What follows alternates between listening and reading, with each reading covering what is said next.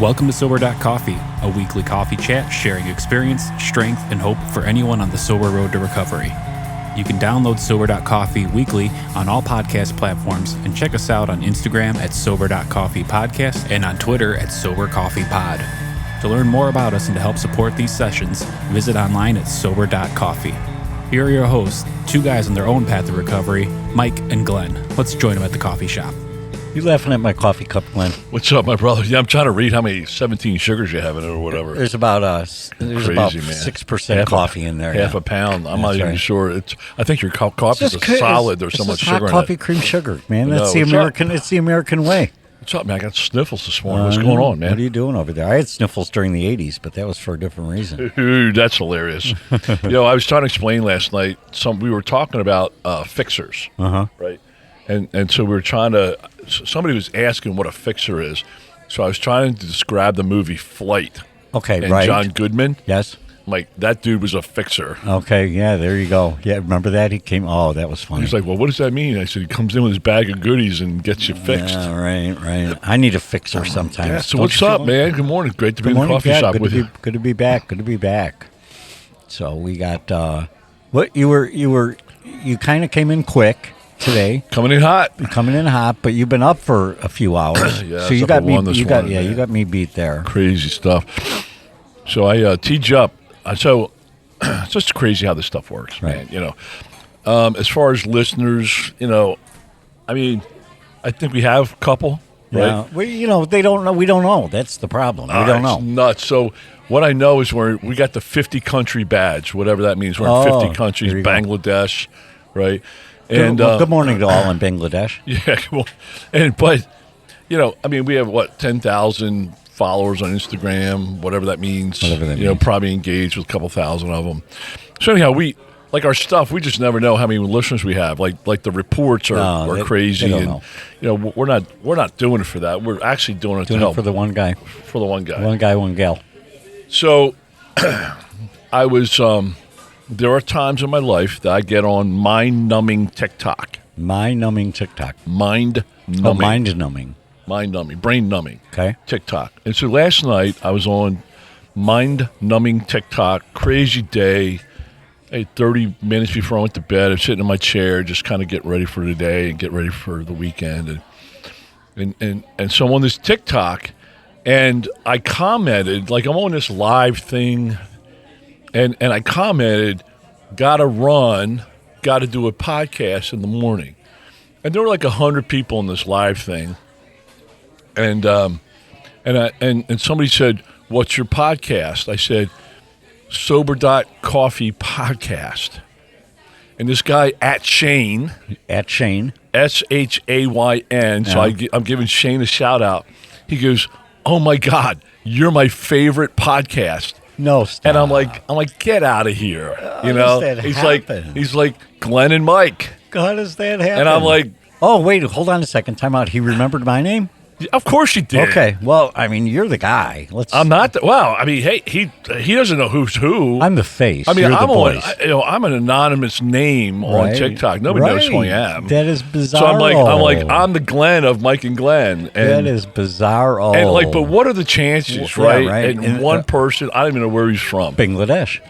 He probably is, But how crazy is that? He goes, I listen to you guys 3 times a week. Wow. He goes, I plug into you guys, and then a couple other people jump in and they're sober, and it's just really cool, man. It is cool. It's so funny because I think there's 2 factions out there, right? I mean, I think there are those that came to the realization that they had a real problem with alcohol. Mm-hmm. But then you got this other whole universe of people who kind of have that undergird of alcohol isn't serving me well anymore, right? So I think the community at large, it's the stigma of I can't drink. Mike can't drink. Oh boy, stay away from him. Make sure you don't trigger him with a beer in your hand, right? I think that stigma is slightly fading. Is it just me, or do you kind of get a sense that being sober is now more socially acceptable than it was before, or am I just accepting myself more now than I was before? I think it's B. I think it's B? It's so funny because I was just thinking that as preparing for today, and I was thinking that there's a person that we're going to connect with that goes back to grade school, right? For me. Right. And I probably the last couple years, and I'm thinking, and I forget how on Facebook it came out that I was sober, she was sober, right? But I could care less today. But that's only recent. I didn't really show my colors, show my true self. Maybe 2 years ago I started to, maybe 3 years ago. I mean, I would be out there anonymously, Right. Glenn H. But, now I don't even care. Right. Right? I wear it almost as a badge of honor. It's, into my circle, I do. And I How think about externally? I gotta believe that. I gotta believe this. I gotta believe that people see me acting different. So my party pals, right now, when I go to, because I still associate with them, right? I go to a party. Do you really? Yeah, I grab my Pepsi.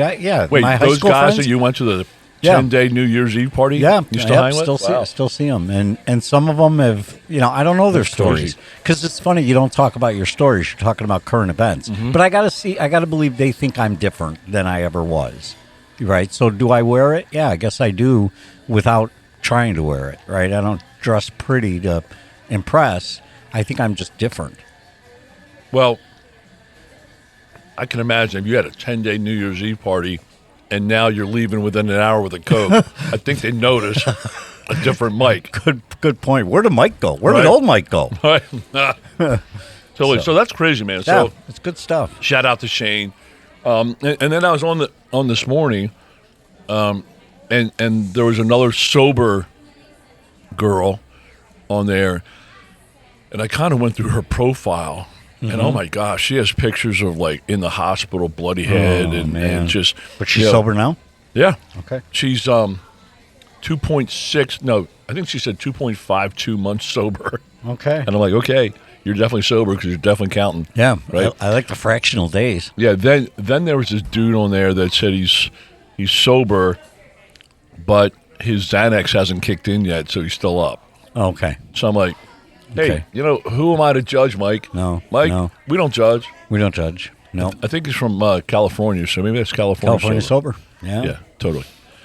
All right, man. So what are we going to talk about today? I don't know. I think we queued it up pretty well because I think the topic that we bantered about this week when we were getting together for coffee was living in the moment. Yeah. And I think, judging from what I know about you, you do live in the moment. It's funny because, Why do you say that? well, because you've got a task list, if you will, a punch list for the day. Mm-hmm. Totally. And you I just, live for the day. You live for the punch. Yeah, you live for the day, and you clip through that. However, I'm just gonna share your laundry, clean or dirty, and that is that always dirty. Yesterday, I know you got a punch list that is more exhaustive than a normal human being could persist with, right? But all of a sudden, in the middle of the day, I get a text on our text string that you're visiting a friend of ours in the hospital. Absolutely, right? man. And That is more important than any other that shit is I more, do. But Glenn, I mean, you had. And I thought that going into the hospital. I couldn't imagine your punch list for yesterday. Yep. Friday, I know you're an anchor guy. Mondays are important. Fridays are important to get them. Monday you plan. Friday you wrap up from your weekly. I get all that, but you find time to go visit somebody in the hospital. And I'm like, how did he do that? Because I know your punch list had to be exhaustive.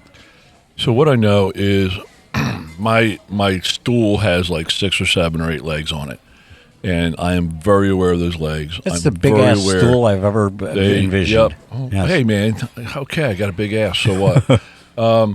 But I make sure that every one of those legs every day. I do live in a way. In fact, it's funny this week.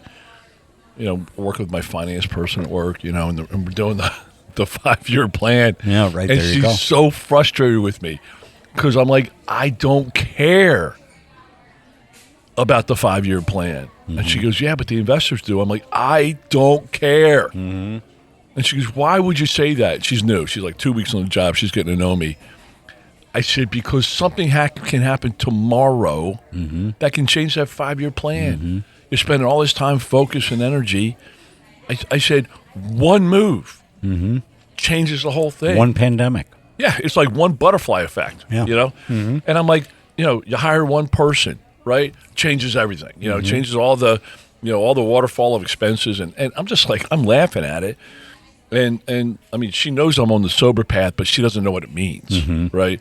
And what I focus, and hey, I do have a month plan. You know, I do have, a year plan for 25. But I live in the moment. I focus on today, just like you, man. You wake up in the morning and early. I got a punch list. Yeah, and you get at it. You know what you're going to do today. Right. I don't know what's going to happen today, but I know that at least I have some vision of where I want to get to by the end of the day. And does it happen? Probably 1 out of 10 times does the plan play out perfectly. But because, as you said, things come up. I get the phone call. One conference call goes late. I'm backed up to the other one, and then I get a phone call from somebody in the middle that really needs to talk to me. It just happens. Yeah. So this guy visited the hospital yesterday. I've been working with him for the last couple of weeks. He's part of our church group, and the one thing that happens with him throughout the day that throws him off. I mean, throws him off left field. I mean, he goes sideways. Or two things that happen. He can't control, didn't plan for, just absolutely goes sideways. So I was talking to him. I'm like, hey, man, let me tell you about my 10 project. He goes, well, what's that? I said, I take a legal pad, a blank legal pad, and I write 1 through 10. Have I ever told you this? No. This is brilliant. 1 through 10. Don't be so hard on yourself. I'm sure it's good. No, and what I said was, I know today when I wake up. What are you laughing at me for? Because I said a funny joke there. I missed it. Brian's laughing. Brian's laughing over the corner. Yeah. Man, we got to love this new studio. Go ahead. You're 1 through 10. So I got 1 through 10 list, right? And when I wake up in the morning, I have a blank page of 1 through 10. And what I know, and this is like 5-8 years ago, I was letting those things just send me sideways, right? And so. Like the copier would run out of ink. Okay, I'd throw me crazy, sure. Right? Or the internet went down, or what you name it happened. Right? Like I sent a wire yesterday. Great, had to go to the bank, sent a wire, and then the wire came back. Right? I mean, like what the absolute crap? I spent an hour and a half going to do that. And so what goes on the page? So what I wake up in the morning is I resolve the day. I'm like, hey, 10 crappy things are going to happen to me today. 10. Okay. And every time one happens, I'm going to write it down. And you keep the pad with you? Yeah. It's on my working desk. Okay.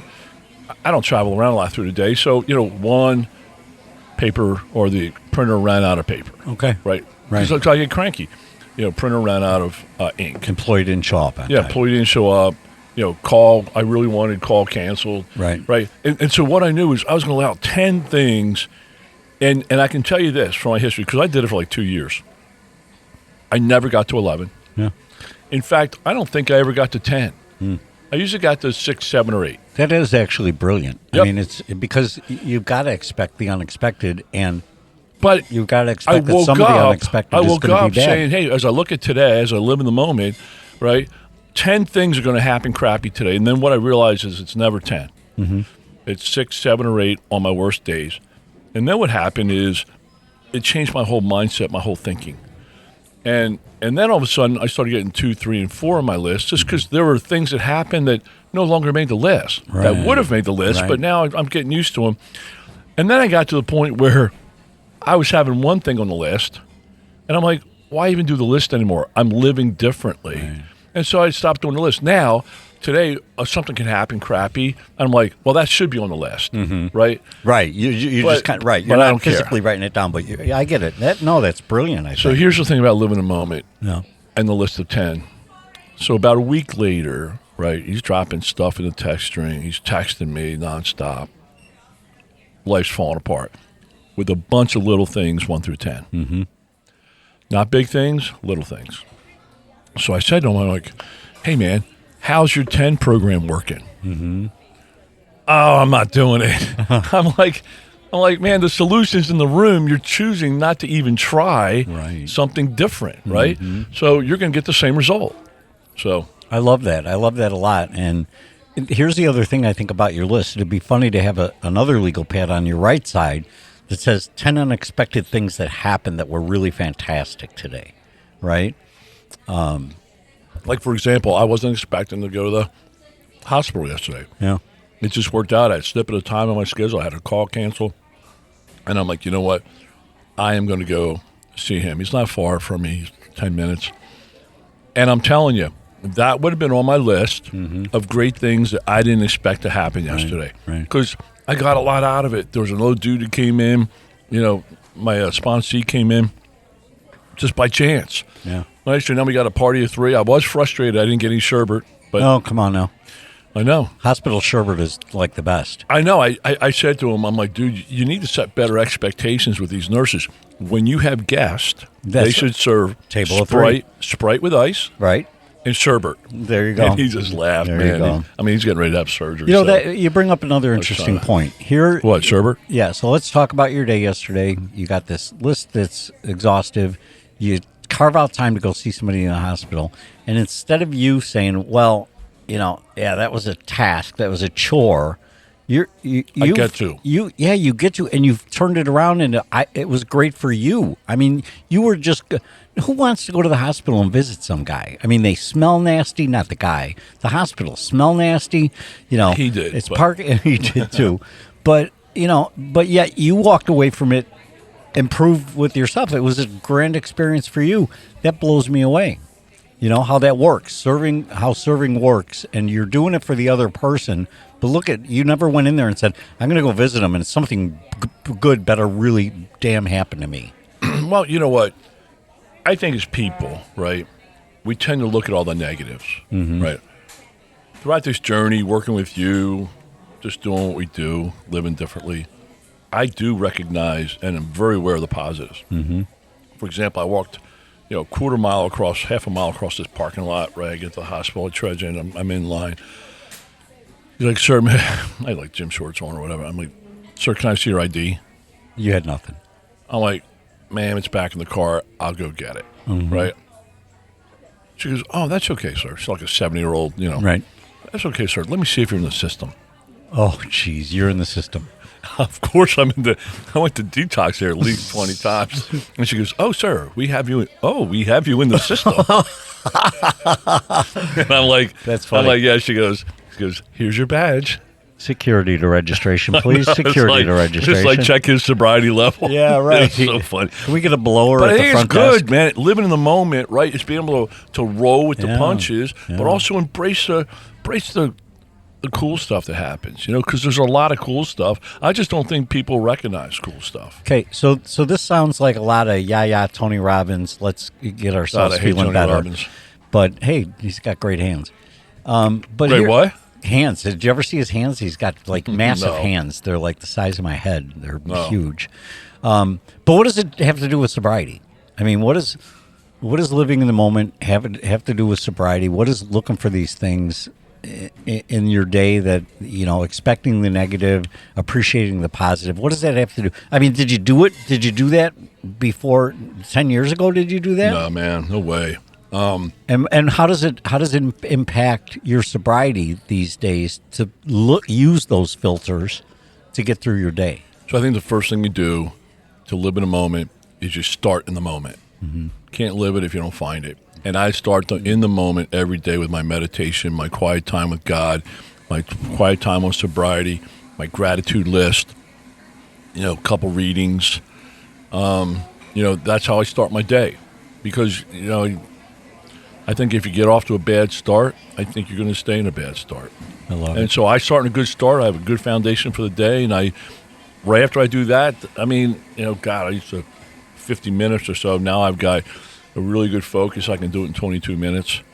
And then I start, hey, what I'm going to do. Next thing I do right after that is I look at my schedule. And I look for what I can cancel. No, I'm just kidding. No, but I look how I can maximize my schedule for that day for what's important. And you're right. Like you said, it doesn't matter what I plan because I can walk in the office or I can, you know, drive. Everything change. Yeah, I mean, the other Small day, thing change, it took me an hour and 20 minutes to get to work. Couldn't plan for that. Right. You know, it normally takes me 35. So Glenn, I'm in a meeting this week And I know you're supposed to be cutting those meetings down, Yeah. man. You know I'm following you up. and I sat at the Right? yes, I know. You know I'm following you up. Oh, you know it. I sat at a chair and it had the reading of how it works. So Oh, that meeting. Right. I thought you meant a work meeting. yeah, no. So I'm reading through it, right? I get to 8 and 9 and 10. Having had a spiritual experience. Right, Number 11 Right. said, seeking through prayer and prayer meditation. You know what I said? Prayer and medication. The room busted up. I know. Sought to That's seek him through awesome. prayer and medication. But Well- that was old Mike. I was seeking something with prayer and medication. Or with And- just medication. Yes. I don't think you did the prayer part. Oh, I threw them up there, and Oh, did you? they weren't pretty. Some Hail Marys? Yeah, yes. Good ones? Like really long bombs? No, not at all. So anyway, yeah, I don't need prayer and medication anymore. I need prayer and meditation, and that's good. That's very helpful. I think you're right. I think if you start with a good foundation, that's right. And then you need bookends. You got to read page 86 of the AA Big Book, and it tells you what to do at night. Right. And you got to finish the day right. You got to start it out right, and you got to finish the day right, and you reflect upon your day. Yeah. Did you hurt anybody? Do you have any, amendments to make? Amendments to make. Yeah. No, I'm thinking about amendments to the Constitution. Amendments to No, your- do you have amends to make? Yeah. Right, from the day. Did you screw up? Can you learn any lessons from today that you can take into tomorrow? And I'm telling you what, best sleep, man. When I started doing page 86 at night, man, it just clears the crap it cleans your side of the street before you go to bed. Yeah. Anyone who doesn't know what we're talking about, there's a link in the resource room. Go check it out, page 86. Hey, Glenn, I learned something today. What'd you learn, that I can eat a muffin while doing a podcast? Amen. Goodbye. Love you, man. Love you. Thanks for joining us for today's coffee chat. To contact the show, email us at podcast@Sober.Coffee. If you need immediate help, the AA hotline is 800-839-1686. The National Suicide Prevention Hotline is 800-273-8255. Remember, Mike and Gleann are sharing their own journey on the path to recovery. Any suggestions, medical or otherwise, are their own experiences and should not be viewed as professional advice. See you next week, and remember, there is a solution. Stay safe in the city of Chicago. Beautiful city.